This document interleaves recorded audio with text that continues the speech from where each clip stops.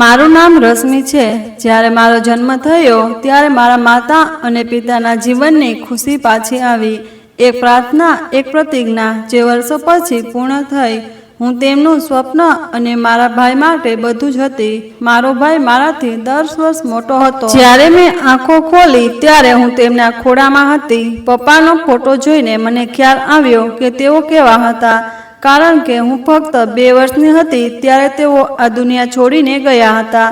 પણ સાચું કહું તો મને ક્યારેય એવું લાગ્યું નહીં કે મારા માથા પર પિતાનો છાંયો નથી, કારણ કે મારો ભાઈ ક્યારેય તે પડછાયો જવા દેતો નહીં। જ્યારે પણ હું ગરમીથી ગભરાઈ જતી ત્યારે મારો ભાઈ પૂછ્યા વિના ઠંડી બોટલ લઈ આવતો। આ તમારા માટે છે મારી રાજકુમારી। હું હસતી, તે મારો હીરો હતો। મારા પિતાના મૃત્યુ પછી જે મારા માટે બધું હતું, અમારા જીવનની જવાબદારી ફક્ત એક નાની દુકાન પર છોડી દેવામાં આવી। તે દુકાન બસ સ્ટેન્ડ પાસે હતી। ભાઈ સવારે જતા અને સાંજે પાછા ફરતા, પણ મેં તેમના હોઠ પર થાક શબ્દ ક્યારેય સાંભળ્યો નહીં। જ્યારે પણ હું તમને ખુશ જોઉં છું ત્યારે બધો થાક વરસાદમાં ધૂળની જેમ દ્રશ્ય થઈ જાય છે। તે કહેતો, એક દિવસ મેં તેને પૂછ્યું કે ભાઈ, તું આખો સમય કેમ કામ કરે છે? તે સ્મિત કરતો અને મારા કપાળ પર પ્રેમથી હાથ લહેરાવતો, જેથી તારે ક્યારેય કોઈના પર નિર્ભર ન રહેવું પડે। સમય પસાર થતો, ભાઈએ તે દુકાનની સંભાળ રાખી, તેનું પાલન પોષણ કર્યું અને તેને આગળ ધપાવ્યું। તેના મનમાં કંઈક ખાસ હેતુ, જાણે તે બધું કેવી રીતે વિસ્તૃત કરવું તે જાણતો હોય। તેણે બીજી દુકાન ખોલી, પછી બીજી, પછી તેણે દુકાનો ભાડે આપી, પણ એક ઘર ખરીદ્યું અને બીજું, તેણે પોતાની મહેનતથી બધું કમાવ્યું। પણ આ બધા વચ્ચે એક વાત ક્યારેય બદલાય નહીં, તેના દિલમાં મારું મહત્વ। તું બસ પ્રાર્થના કર, બાકીનું બધું હું સંભાળી લઈશ, તે ઘણીવાર કહેતો। ભાઈનો પ્રેમ એવો હતો કે મને દુનિયાના દરેક સંબંધ આવા જ લાગતા। હું ભાગ્યશાળી હતી। મારું બાળપણ ખુશી અને પ્રેમથી ભરેલું હતું। જ્યારે પણ હું પાડોશની કોઈ છોકરીને તેની માતા સાથે બજારમાં જતી જોઉં અને તે પોતે ભાઈનો હાથ પકડીને જતી, ત્યારે મને ગર્વ થતો, આ મારો ભાઈ છે, સૌથી સારો। હું ખુશ થઈને કહેતી અને તે પ્રેમથી કહેતો, તે મારી રાણી બેટી છે। માં પણ ભાઈને જાણતી હતી અને હું પણ। અમે ત્રણેય એકબીજાની દુનિયા હતા। માં કહેતી કે જો તારો ભાઈ ન હોત તો મને ખબર નથી કે આપણે ક્યાં હોત। હું તેને ગળે લગાવતી। ક્યારેક હું ભાઈને છત પર એકલો બેઠો જોતી। હું જઈને થોડો હિસાબ કર્યા પછી તેના ખોળામાં બેસતી। તું શું કરી રહ્યો છે? તમે જો, હું તમારા માટે કંઈક બનાવવાનું વિચારી રહ્યા છું। તમે મને બધું આપ્યું છે, હજુ ઘણું આપવાનું બાકી છે। આ વચનો, આ યાદો હજુ પણ મારા શ્વાસ લે છે। પછી એક સાંજ આવી જ્યારે ભાઈ ઘરે આવ્યો। માતાએ કહ્યું કે તમે ખૂબ મહેનત કરી છે, હવે તમારા વિશે પણ વિચારો। ભાઈએ કહ્યું, પણ માતા, તમે રશ્મિ માટે જે સપના જોયા તે પહેલાં પૂરા કરવા પડશે। હું બધું શાંતિથી સંભાળી લઈશ। મારી આંખો આંસુઓથી ભરાઈ ગઈ, પણ મેં કંઈ કહ્યું નહીં। મને ખબર ન હતી કે આ ક્ષણો કેટલી કિંમતી છે, કારણ કે તે સમયે મેં ગુમાવવાનું શીખી ન હતી। જ્યારે મેં પહેલીવાર ભાઈના ચહેરા પર તે શરમાળ સ્મિત જોયું ત્યારે મને સમજાયું કે કદાચ તે હવે થાકી ગયો છે। એકલા ચાલતી વખતે માતાએ મારો હાથ પકડી રાખ્યો, જાણે કહેતી હોય, હવે આપણો દીકરો પણ શાંત થઈ રહ્યો છે। હું ચૂપ રહી। મને કંઈક અજુગતું લાગતું હતું। ભાભીનો પ્રસ્તાવ અમારા એક સંબંધી તરફથી આવ્યો હતો। અમે અમારા પરિવારના ઘણા લોકો તેમને સારી રીતે જાણતા હતા। ભાભીનું નામ રીમા હતું। મેં તેમને અમારા પરિવારના કાર્યક્રમોમાં ઘણીવાર જોયા હતા। તે સુઘડ અને વ્યવસ્થિત હતા, થોડી શરમાળ, પણ મને ગમતી હતી। અને પછી લગ્નની તારીખ નક્કી થઈ ગઈ। ઘરમાં ખુશીઓ છવાઈ ગઈ। માતા અને કાકી સવારથી સાંજ સુધી રસોડામાં વ્યસ્ત રહેતા। ભાઈ કામ માટે બહાર જતો, પણ પાછા ફરતી વખતે લગ્નની દરેક વ્યવસ્થામાં સામેલ થતો। રશ્મિ, હું તારા માટે વાદળી ડ્રેસ લાવ્યો છું, લગ્નના દિવસે આ પહેરી લે। ભાઈએ કહ્યું કે ડ્રેસ સુંદર અને રત્નોથી શણગારેલો હતો। ભાઈનો પ્રેમ હૃદયથી અનુભવી શકાય છે। જ્યારે લગ્નનો દિવસ આવ્યો ત્યારે આખો વિસ્તાર પ્રકાશિત થઈ ગયો હતો। ભાઈના કપાળ પર પરસેવો હતો, પણ તેના ચહેરા પર શાંતિ હતી। ભાભી ઘરે આવી ત્યારે બધાએ તેનું સ્વાગત કર્યું। હું થોડી પાછળ ઊભી હતી। ભાભી આવતાની સાથે જ તેણે મને જોઈ અને કહ્યું, તું રશ્મિ છે ને? મેં હસીને હા પાડી। તું ખરેખર ખૂબ જ સુંદર છે. હું તારા વિશે વર્ષોથી સાંભળતી આવી છું.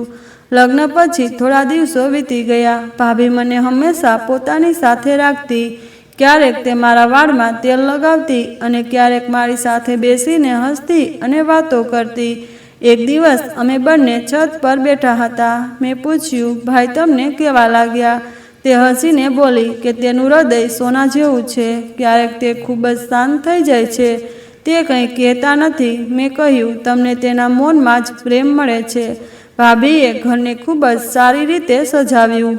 પડદા બદલ્યા, વાસણો ગોઠવ્યા, રસોડામાં નવી વસ્તુઓ લાવી. એક દિવસ રીમાએ કહ્યું, તેણે ઘરમાં આકર્ષણ ઉમેર્યું છે અને ખરેખર દરેક ખૂણામાં થોડી સરળતા હતી. ભાઈએ તેના કામમાં વધુ ગતિ લાવી હતી.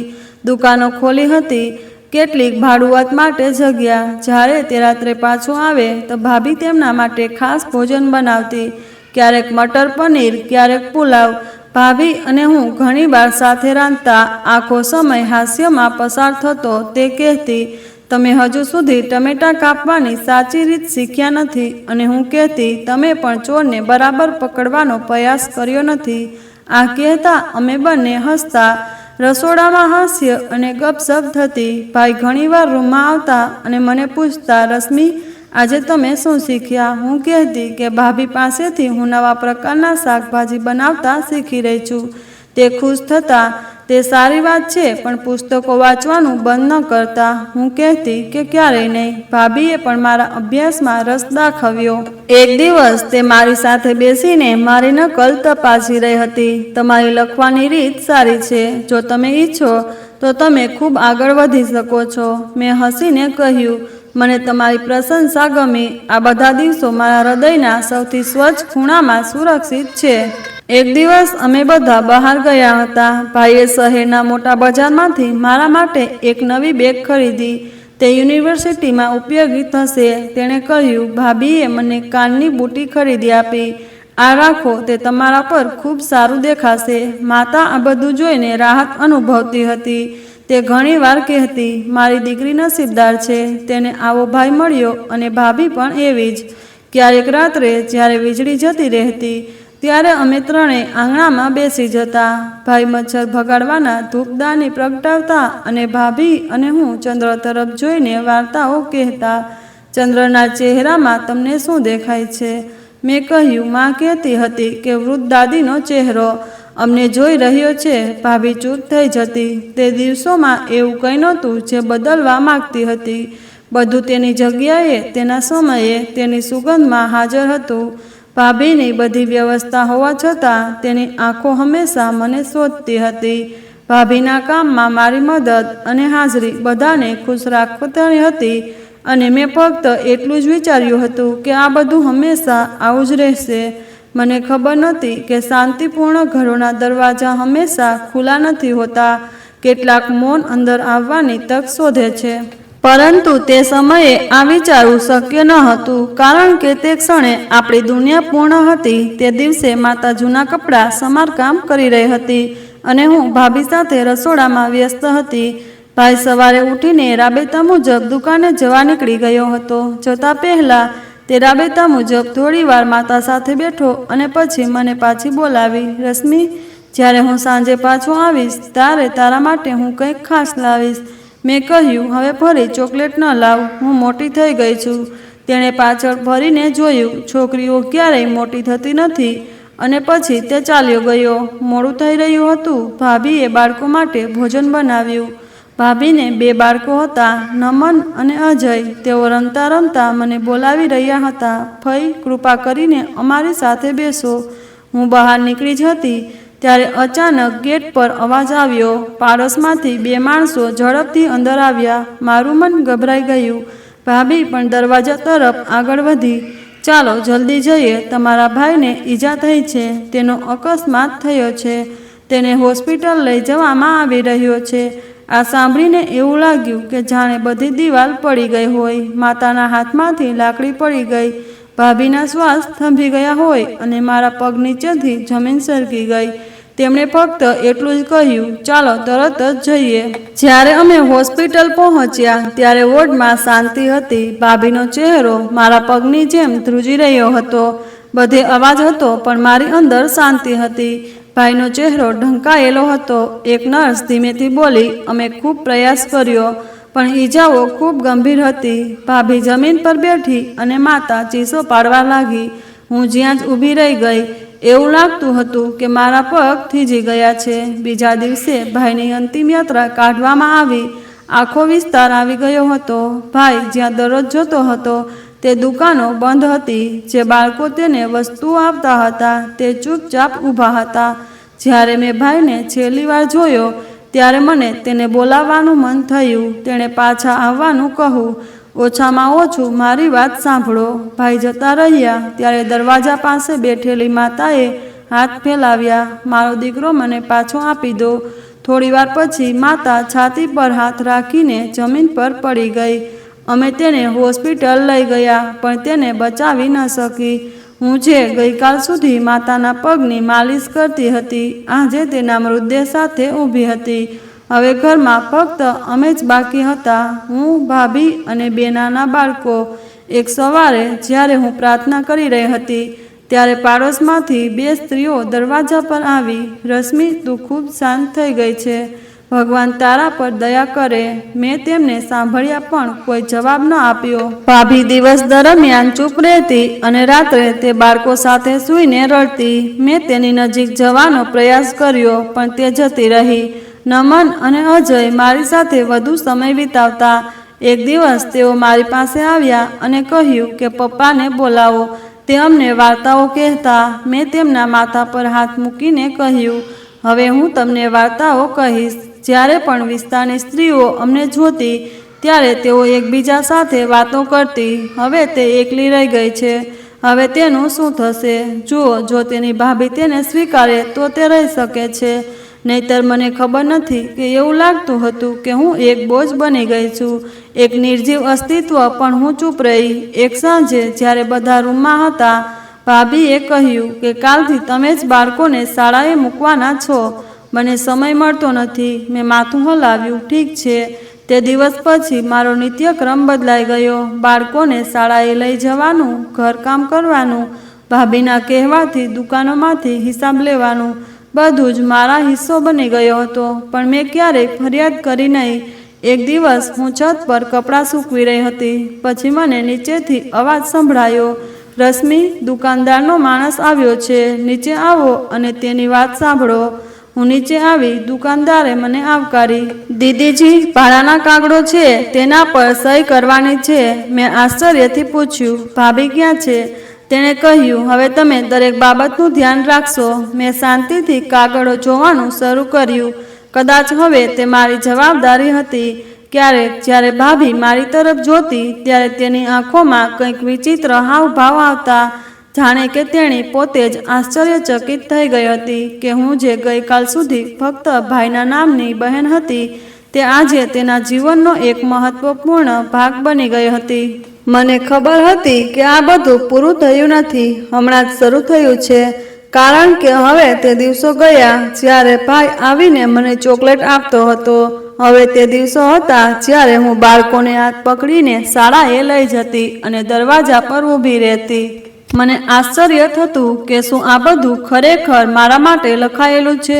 સવારે જ્યારે ભાભીનો અવાજ રસોડામાંથી આવતો ત્યારે હું પણ પથારીમાંથી બહાર નીકળી જતી. ચા માટે પાણી રાખવું, નાસ્તો બનાવવો, બાળકોના યુનિફોર્મ કાઢવા અને તેમની ઇસ્ત્રી કરવી, આ બધું હવે મારા માટે હતું. પહેલાં જ્યારે હું આ બધું કરતી ત્યારે ભાભી મારી પ્રશંસા કરતી. હવે ફક્ત મૌન હતું. ક્યારેક ઠંડા શ્વાસ કે મારી હાજરી પણ તેને બોજ લાગવા લાગી. એક દિવસ વાસણ ધોતી વખતે તેણીએ કહ્યું, હવે તમારા ભાગ્યમાં શું બાકી છે? તમે જ્યાં પણ જાઓ છો કંઈ ને કંઈ બીજું થાય છે. મેં પાછળ ફરીને જોયું નહીં. મારા હાથમાં પાણીમાં હતું.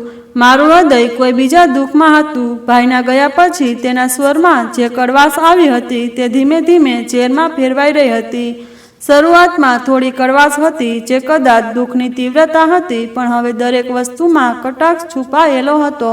તમે આવ્યા ત્યારથી આ ઘરમાં શાંતિ નથી. તેણીએ એક દિવસ એ કહ્યું કે જ્યારે ભૂલથી 2 વાર શાકમાં મીઠું નાખ્યું.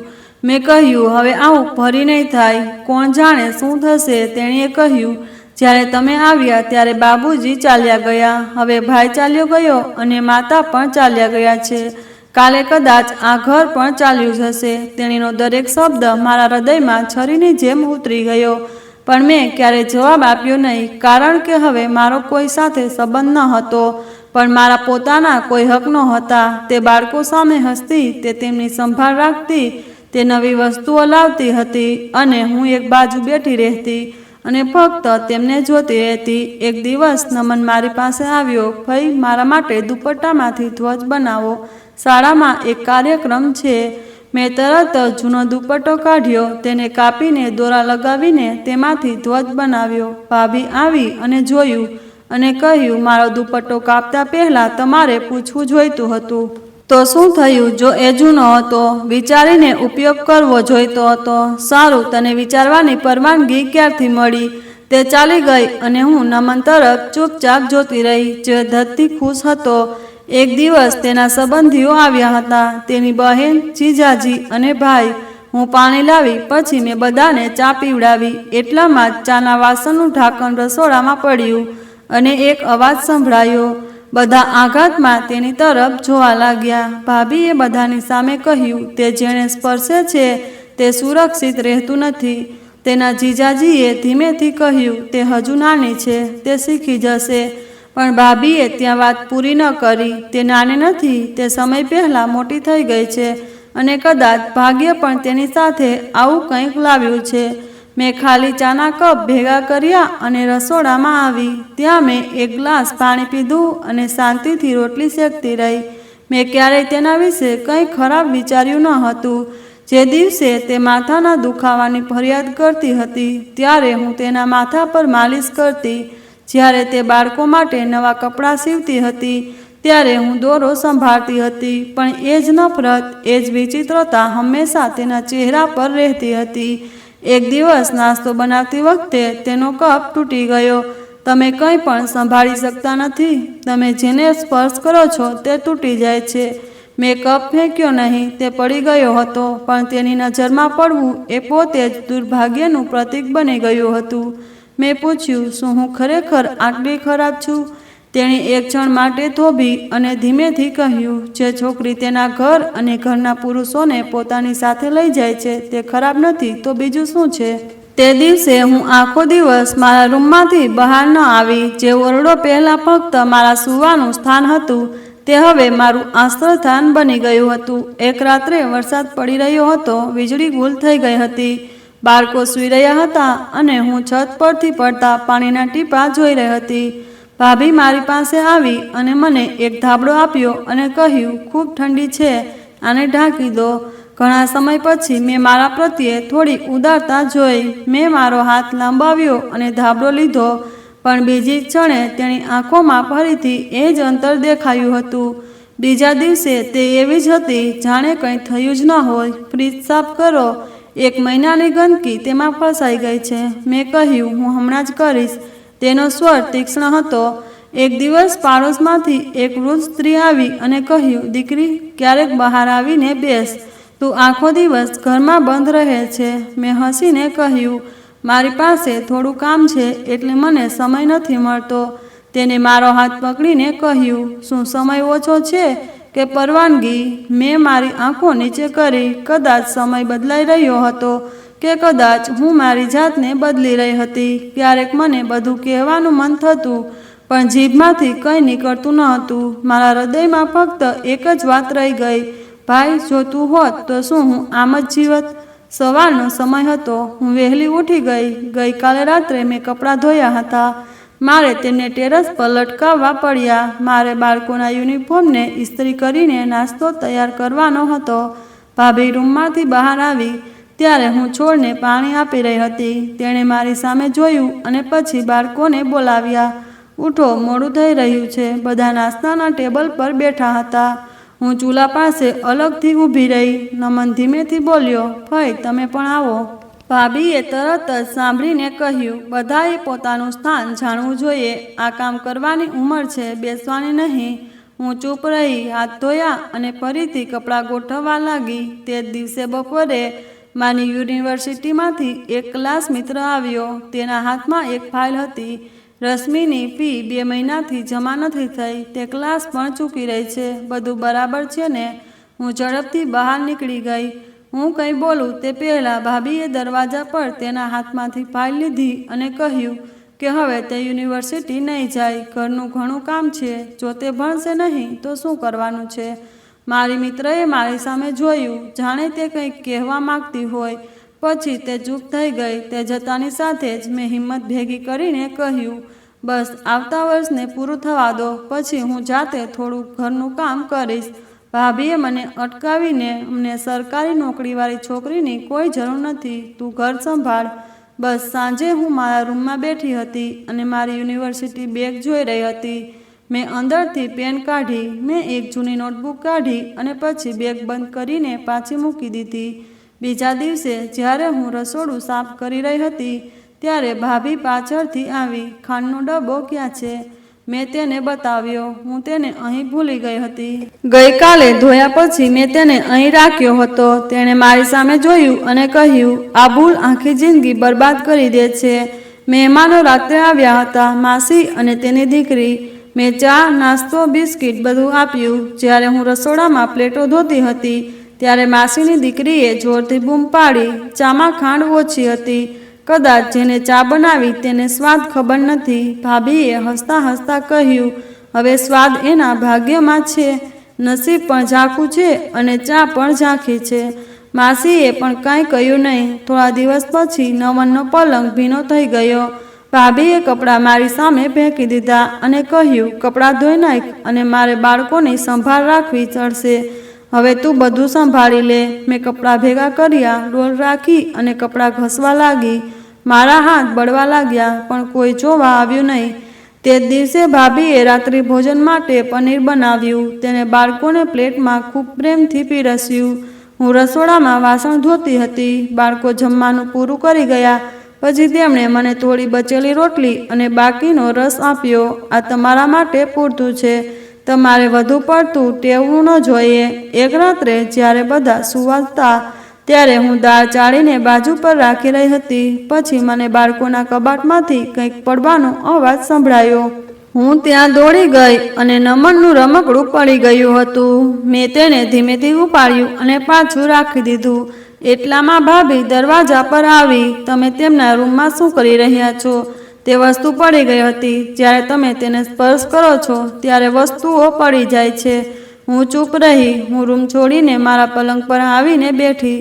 પછી તે દિવસ આવ્યો જે હું કદાચ ક્યારેય ભૂલી શકીશ નહીં. ભાભીના કેટલાક મિત્રો રાત્રિ ભોજન માટે આવ્યા હતા. હું સવારથી રસોઈ બનાવી રહી હતી.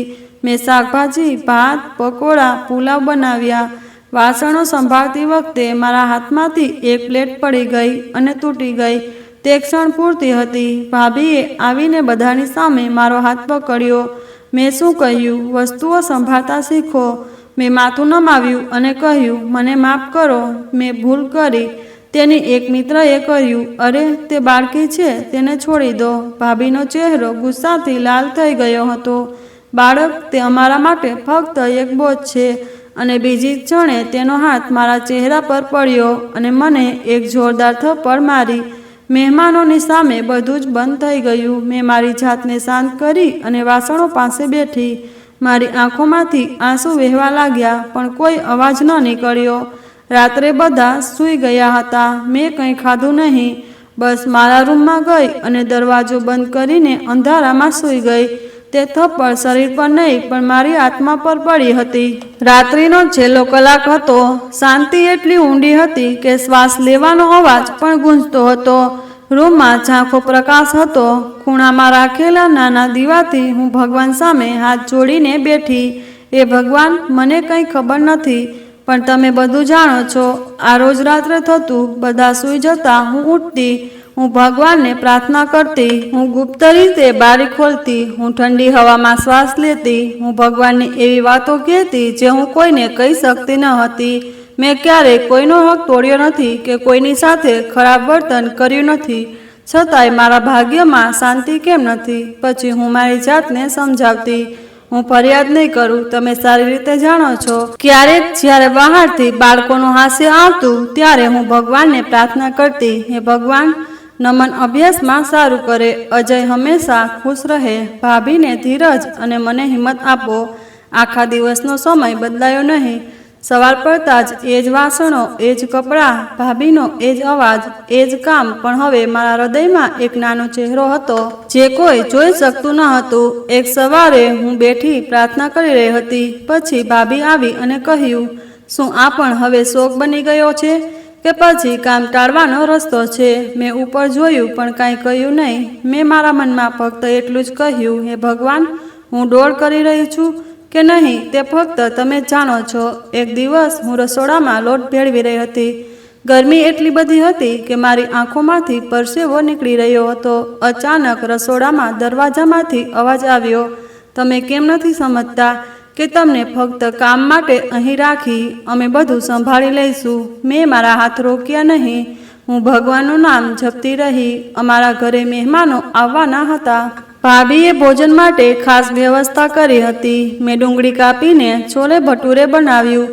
જ્યારે બધા આવીને જમવાનું પૂરું કરી લીધું ત્યારે મેં વાસણો પેક કરવાનું શરૂ કર્યું. ભાભીના હાથમાં થોડી શાકભાજી બાકી હતી. તેણે તે ફ્રીજમાં રાખી. મેં ધીમેથી પૂછ્યું, શું હું આમાંથી થોડું ખાઈ શકું? તેણીએ વાંકાઝૂકા નજરે મારી તરફ જોયું અને કહ્યું, તું ભગવાન માટે ઘણા ઉપવાસ કરે છે ને, તો પછી તારે ખોરાક સાથે શું સંબંધ? હું ચૂપ રહી. આજે મેં એ જ નાની દાળ અને વાસી રોટલી પાણીમાં બોળીને ખાધી. મેં મારા હૃદયમાં પ્રાર્થના કરી, હે ભગવાન, તેના હૃદયમાં થોડી દયા આપો અને મને બીજું કાંઈ જોઈતું નથી, બસ તેને થોડો પ્રેમ આપો. પછી એક દિવસ જ્યારે વરસાદ પડી રહ્યો હતો ત્યારે હું છત પરથી પડી રહેલા પાણીને જોઈ રહી હતી. ભાભીએ કહ્યું, નીચેનો માળ સાફ કરો, પાણી આવી રહ્યું છે. હું ખુલ્લા પગે સીડીઓ પરથી નીચે ઉતરી અને ફ્લોર સાફ કરવા લાગી. મારા હાથથી પાણી કાઢતી વખતે હું વારંવાર કહેતી, તમે જોઈ રહ્યા છો ખરું ને ભગવાન? મને કંઈ નથી જોઈતું, બસ ભાભીને થોડી બુદ્ધિ આપો. મા દુર્ગાના દિવસો ચાલી રહ્યા હતા. મેં ઉપવાસ રાખ્યો પણ ભાભીને તેના વિશે કંઈ કહ્યું નહીં.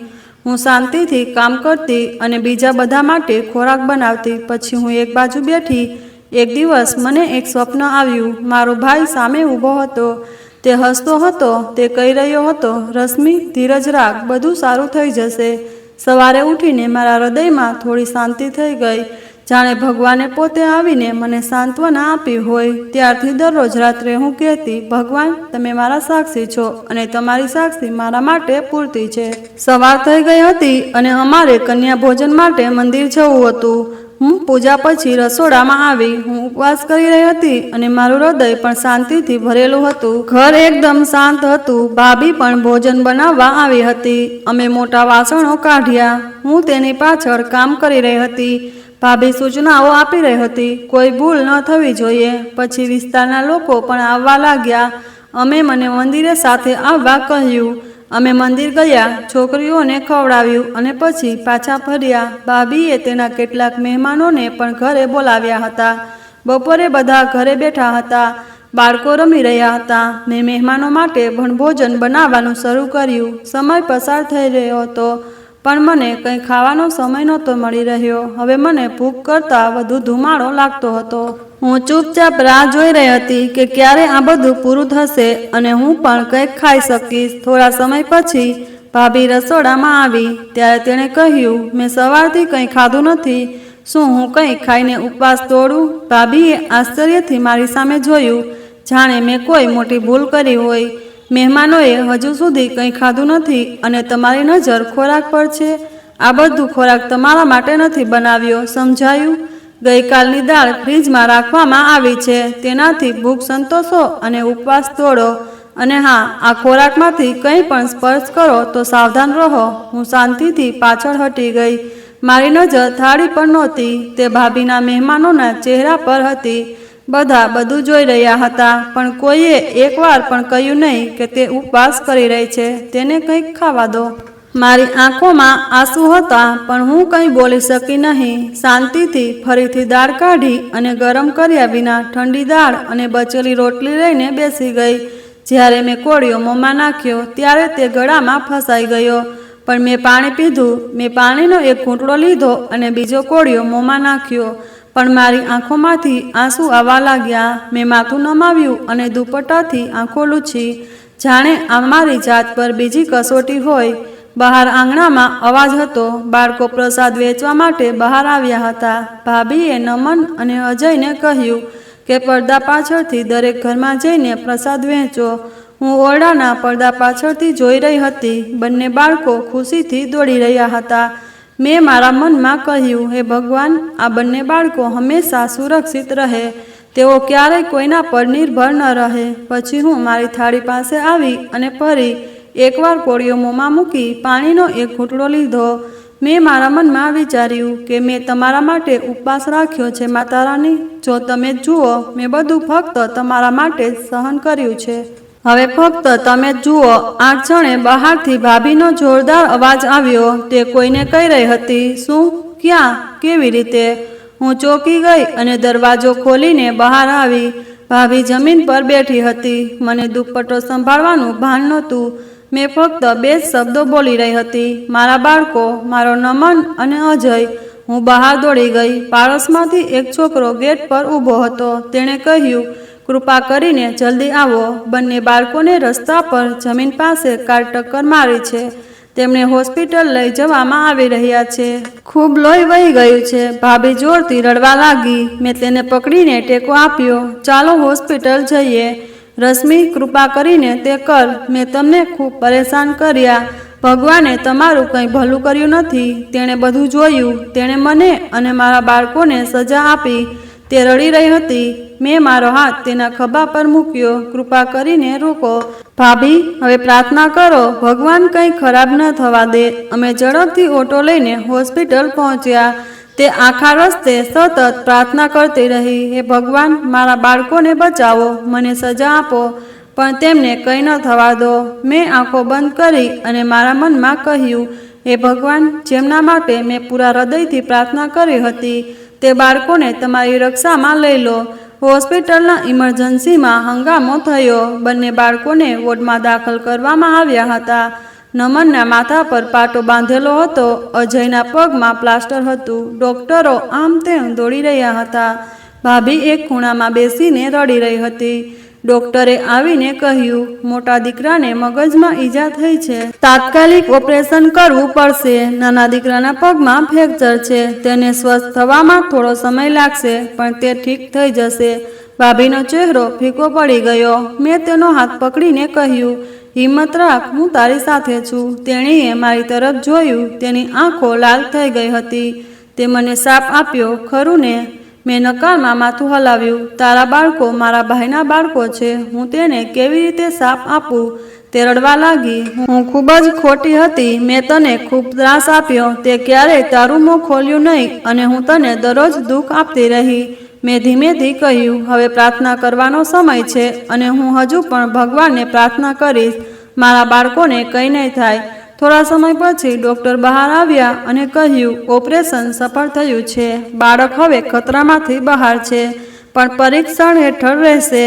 ભાભીએ મારા હાથ પકડ્યા અને આ તમારી પ્રાર્થનાનો પ્રભાવ છે. ભગવાને તે સાંભળી લીધું.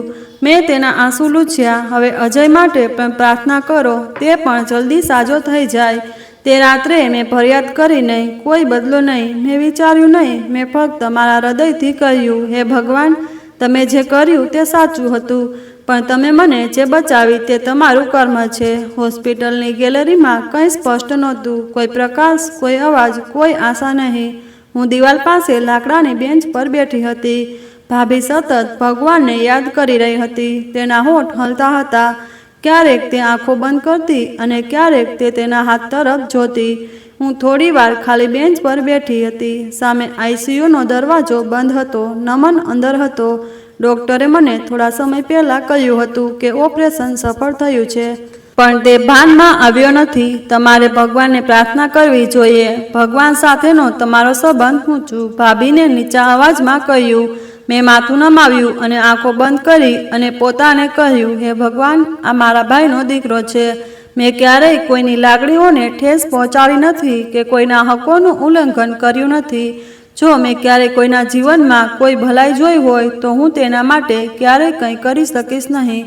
જો તમારી પાસે કોઈ કિંમત હોય તો આ બાળકોને કંઈ ન થવા દો. ડોક્ટરો રૂમની બહાર આવી રહ્યા હતા. એક નર્સે કહ્યું, આગામી 2 કલાક ખૂબ જ મહત્વપૂર્ણ છે. મેં પછી જ આપણે કંઈક કહી શકીએ. ભાભી ફરીથી રડવા લાગી. આ મારા બાળકો છે રશ્મિ. જો ભગવાન મને સજા આપવા માંગતા હોય તો મને સજા આપે. મેં તેના ખભા પર હાથ મૂક્યો. ભગવાન બધાની વાત સાંભળે છે. તે તમારી પણ વાત સાંભળશે. આપણે ફક્ત સતત પ્રાર્થના કરતા રહેવાની છે. અજયની સારવાર પણ ચાલુ હતી. હવે તેના પગ પર પ્લાસ્ટર લગાવવામાં આવ્યું હતું. તે થોડી બેભાન અવસ્થામાં હતો. હું તેની પાસે ગઈ. મેં તેના માથા પર હાથ મૂક્યો અને પછી હોસ્પિટલના મંદિર પાસે જઈને બેઠી. હે ભગવાન, તમે મારો જીવ બચાવ્યો છે. મારા ભાઈને લઈ ગયા, મારી માતાને લઈ ગયા. મેં કંઈ કહ્યું નહીં, પણ આ બાળકોને ન લઈ જાઓ. જો મેં મારા જીવનમાં કોઈ સારું કામ કર્યું હોય તો તેને તમને સમર્પિત કરો. રાત્રે 3 વાગ્યે ડોક્ટર બહાર આવ્યા. બાળક ભાનમાં આવી ગયું છે, પણ ખૂબ જ નબળું છે. તેને 2 દિવસ નિરીક્ષણ હેઠળ રાખવું પડશે. ભાભીએ મારી સામે જોયું. તમે પ્રાર્થના કરી હતી ને? ભગવાને સાંભળ્યું. મેં કંઈ કહ્યું નહીં. હું ફક્ત માથું નમાવીને બેઠી રહી. બીજા દિવસે સવારે અજયની તબિયત થોડી સુધરી. નર્સે મને કહ્યું કે તે આંખો ખોલે છે અને ક્યારેક હાથ પણ હલાવે છે. હું તેની પાસે ગઈ. તમે ખૂબ બહાદુર છો. ભાભીએ બાળકોના પલંગ પાસે બેસતા કહ્યું, હું તારી આંખોમાં જોઈ શકતી નથી રશ્મિ. મેં તને ખૂબ પીડા આપી અને તે મારા બાળકોને ટેકો આપ્યો. મેં તેમના હાથ પકડી રાખ્યા. બસ પ્રાર્થના કરો કે આ બાળકો સાજા થાય, આટલું પૂરતું છે. હોસ્પિટલમાં ચોથા દિવસે નમન સ્પષ્ટ અવાજે બોલ્યો, પાણી. મેં તરત જ તેને 1 ગ્લાસ આપ્યો અને તેના કપાળ પર મારો હાથ મૂક્યો. મારા બાળકો, તમે મારા જીવન છો. જ્યારે ભાભીએ આ દ્રશ્ય જોયું ત્યારે તેની આંખોમાંથી આંસુ વહી ગયા. હે ભગવાન, તમે અમારી વાત સાંભળી તે માટે લાખ વાર આભાર. તે જ સાંજે અજય તેની માતાને પણ ઓળખી લીધી. તેમને સંપૂર્ણપણે સ્વસ્થ થવામાં થોડા અઠવાડિયા લાગશે, પરંતુ હવે બંને બાળકો ખતરામાંથી બહાર હતા. રાત્રે હું હોસ્પિટલના મંદિરમાં ગઈ અને પ્રાર્થના કરતા પહેલા ભગવાનનો આભાર માન્યો. તમારું હૃદય ખૂબ મોટું છે. તમે શાંત રડવાનો અવાજ પણ સાંભળી શકો છો. તમે દરેક વ્યક્તિના સાક્ષી છો જે તમારા સિવાય કોઈની પાસેથી કંઈ માંગતી નથી. હોસ્પિટલ જતા રસ્તામાં પહેલીવાર હળવું સ્મિત હતું. ડોક્ટરે આવીને જાણ કરી, હવે બધું બરાબર છે. સ્થિતિ પણ સ્થિર છે. થોડી ફિઝિયોથેરાપી અને આરામ કર્યા પછી તમને ઘરે મોકલી શકાય છે. જ્યારે ભાભીએ ડોક્ટરના શબ્દો સાંભળ્યા ત્યારે તેણીએ માથું નમાવ્યું અને બંને હાથથી પોતાનો ચહેરો ઢાંક્યો અને દિવાલ પર બેઠી. હું તેની પાસે ગઈ અને ધીમેથી કહ્યું, આ ભગવાનની દયા છે. હવે મારે ફક્ત તેમની સંભાળ રાખવી પડશે. તેણીએ મારો હાથ પકડીને તેને મજબૂત રીતે દબાવ્યો. હું તમને શું કહું રશ્મિ, જો હું તમારી જગ્યાએ હોત તો હું કદાચ મને ક્યારેય માફ ન કરત. મેં તેને અટકાવીને કહ્યું, પછી વાત કરતા બાળકોને શાંતિથી જોવાનું સૌથી મહત્વપૂર્ણ છે. 2 દિવસ વીતી ગયા. નમન હવે ચાલવાનો પ્રયાસ કરી રહ્યો હતો. અજયના ચહેરા પર પણ સ્મિત પાછું આવ્યું. હોસ્પિટલ સ્ટાફ પણ આશ્ચર્યચકિત થઈ ગયા કે આ બાળકો આટલી ઝડપથી સ્વસ્થ થઈ રહ્યા છે. તેમની સાથે રહેતી છોકરી કદાચ સતત તેમને પ્રોત્સાહન આપતી હતી. ભાભી ઘણીવાર ચૂપ રહે છે. જે ચહેરો પહેલા હંમેશા કડકાઈથી ભરેલો રહેતો હતો હવે તે શરમથી નમી જતો હતો. એક દિવસ હું અજયને ચમચીથી સૂપ પીવડાવી રહી હતી ત્યારે તે આવી અને ધીમેથી કહ્યું, આજે જો તમને કંઈક ખાવાનું મન થાય તો સાથે બેસો અને ખાવો. હું રસોઈ બનાવીશ. મેં ફક્ત માથું હલાવ્યું. 5મા દિવસે ડોક્ટરે બાળકોને રજા આપી. જ્યારે અમે બધા ઘરે પાછા ફર્યા ત્યારે વિસ્તારના લોકોની નજર ગેટ પર હતી. ઘણા લોકો ફરી મળવા આવ્યા. વિસ્તારની વૃદ્ધ મહિલા, જેને બધા દાદીમાં કહેતા હતા, આવી અને કહ્યું કે દીકરી, અમે બધાએ પ્રાર્થના કરી, પણ ખરી પ્રાર્થના તો તારી જ હતી જે ભગવાને સાંભળી. ત્યારે ભાભીએ કંઈ કહ્યું નહીં, પણ સાંજે જ્યારે વિસ્તારના બાળકો રૂમમાં બેઠા હતા ત્યારે બધા જોવા માટે ભેગા થયા. ત્યારે તે એકદમ ચૂપ થઈ ગઈ. તે બધાને પાણીનો ગ્લાસ આપી રહી હતી. ત્યારે ભાભી ઊભી થઈ અને કહ્યું, કે બધાની સામે કંઈક કહેવા માગે છે. મને આશ્ચર્ય થયું. બધાની નજર તેના પર હતી. તે મારી પાસે આવી અને કહ્યું કે આ છોકરી મારી નણંદ નથી પણ મારી દીકરી છે. બધા ચૂપ થઈ ગયા. મેં તેને ખૂબ પરેશાન કરી. મેં તેની સાથે ફક્ત એક નોકરાણી જેવો વ્યવહાર કર્યો. જો કે તે હંમેશા મારા બાળકોને તેના જીવ કરતાં વધુ પ્રેમ કરતી રહી. ભાભીનો અવાજ ગુગળાવી ગયો. તે ઉપવાસ દરમિયાન પણ તેને ખાવાથી રોકતી હતી અને મેં મારી જીભથી તેમને ખૂબ દુઃખ પહોંચાડ્યું હતું. મેં તેમને કોઈ પ્રેમ ન આપ્યો. પણ જ્યારે મારા પોતાના બાળકો જીવન અને મૃત્યુના ઉંબરે હતા ત્યારે આ છોકરી મારા માટે ભગવાન સાથે લડતી રહી, પ્રાર્થના કરતી રહી. પાડોશની સ્ત્રીઓએ માથું હલાવ્યું. કેટલીક આંખોમાં આંસુ આવી ગયા. ભાભીએ મારી સામે જોયું. આજે હું બધાની સામે જાહેર કરું છું કે મેં મારી દીકરીને ઓળખવામાં મોડું કર્યું. હવે તે મારી સાથે રહેશે. એક માતાની જેમ મારા હાથમાંનો કાગ ધ્રુજ્યો. મેં તેની તરફ જોયું. તેની આંખોમાં કંઈક સાચું હતું. કદાચ પહેલી વાર. રશ્મિ, મને માફ કર. ખૂબ મોડું થઈ ગયું. મેં ધીમેથી કહ્યું. જ્યારે ભગવાને તને માફ કરી દીધી છે તો પછી હું કોણ છું ના પાડનારી? પાડોશની એક સ્ત્રીએ કહ્યું. દીકરા, તું ખરેખર ધીરજનો દાખલો છે. હવે ખુશી જોવાનો સમય આવી ગયો છે. ભાભીએ પણ મારા હાથ પર, માથા પર હાથ મૂક્યો. હવે મારી પાસે ફક્ત મારી દીકરી છે અને તે મારી સાથે રહેશે. આ રીતે મેં પહેલીવાર તેને ગળે લગાવી અને મારી માતાની છાયા નીચે આંસુ વહાવ્યા. મને અંદર બાળકોનું હાસ્ય સંભળાયું અને બહાર આકાશમાં સૂર્ય ધીમે ધીમે આથમી રહ્યો હતો. ઘરના ડ્રોઈંગ રૂમમાં ચા, બિસ્કિટ અને નમકીનની પ્લેટો રાખવામાં આવી હતી. બાળકોની તબિયત હવે સારી હતી. તેમના ચહેરા પર રંગ પાછો આવી ગયો હતો. પાડોશની સ્ત્રીઓ તેમના સ્વાસ્થ્ય વિશે પૂછી રહી હતી અને આશીર્વાદ આપી રહી હતી. ભાભી કહેવા લાગી, જો હું ઈચ્છું તો પણ હું તમારા ઉપકાર ક્યારેય ચૂકવી શકીશ નહીં. મને યાદ છે કે મેં શું કર્યું, પણ તમે જે કર્યું તે અવિસ્મરણીય છે. ભગવાનના નામે લખેલું છે. હવે તું મારી સાથે બેસશે, ખાશે, પોશાક પહેરશે, બધું કરશે.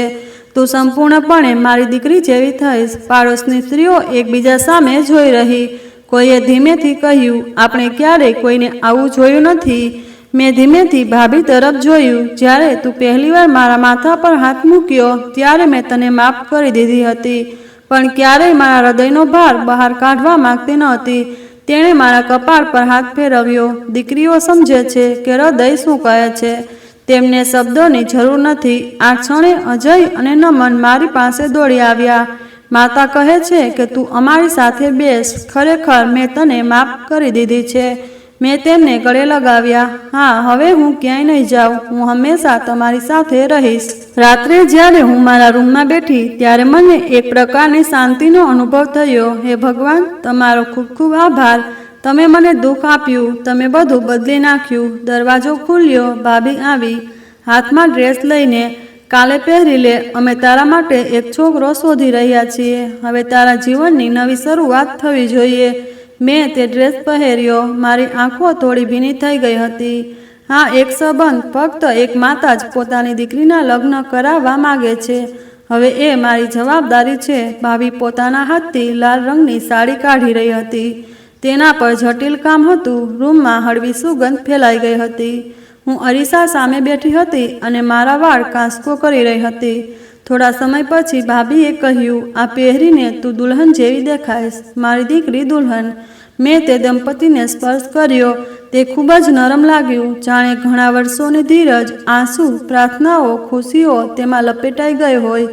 લગ્ન ઘરમાં મહેમાનો આવી રહ્યા હતા. આંગણામાં ગુલાબની પાંખડીઓ વિખરાયેલી હતી. નમન અને અજય રૂમમાં આવ્યા, હાથમાં બંગડીઓ લઈને. ભાઈ, આ તમારા માટે છે. મેં તેમની પાસેથી બંગડીઓ લીધી. આ બિલકુલ એવી જ છે જેવી મમ્મી પહેરતી હતી. ભાભીએ હસીને કહ્યું, હા, આ મમ્મીની પસંદગી છે. હવે તારા માટે પણ ઘણા વર્ષો વીતી ગયા, પણ આજે પહેલીવાર મને એવું લાગ્યું કે બધું પૂર્ણ થઈ ગયું છે. તે ઓરડો જે પહેલાં શાંતિથી ભરેલો હતો, આજે વાતો થઈ રહી હતી, રંગો હતા અને શાંતિ હતી. ભાભીએ મારા વાળ કાંસકો કરવાનું શરૂ કર્યું. યાદ છે જ્યારે તું રોટલીમાં ગુપ્ત રીતે દાળ નાખતી હતી? મેં હળવા સ્મિત સાથે કહ્યું, મને યાદ છે.